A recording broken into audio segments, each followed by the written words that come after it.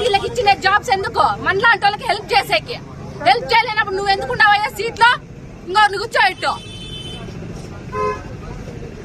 నీ చేత కాదు కదా, వద్దు నేను చేయను. పోతా, నేను ఎస్పీ ఆఫీస్ పోతా. ఆయన కాలేదంటే వద్దు, మేము వదిలేసుకుంటాము.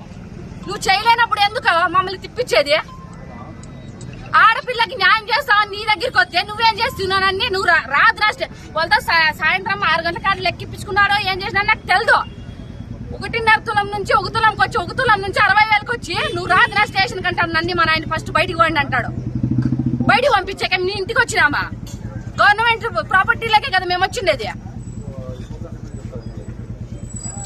పిల్లలకు హెల్ప్ చేయనప్పుడు వద్దు, ఇంట్లో చేతులు గాలి వేసుకొని కూర్చోండి. నా మొగురికి కూడా ఇదే చెప్పినా. ఆ లంచ్ కొడుకు నన్ను చూసుకోలేనప్పుడు నువ్వు కూడా చీర కట్టుకొని ఇంట్లో కూర్చో, నేను సంపాదించి పెడతాను రా లంచ్ కొడుకు అని. నువ్వు చేయలేని నా కొడుకు ఎందుకు ఉండాలా? లంచాలు తీసుకునే ఉండాలంటే అట్లాంటప్పుడు పోయి ఇంకో జాబ్ చేసుకోవాలా. అనుకున్నావేమో ఏమో ఈ పాప ఏంది నన్ను ఏం చేయలేదులే అని. నేను ఆడ తిరిగిందా అని నాకు తెలుసు సొసైటీలో ఎట్లా బతకాలని చెప్పి.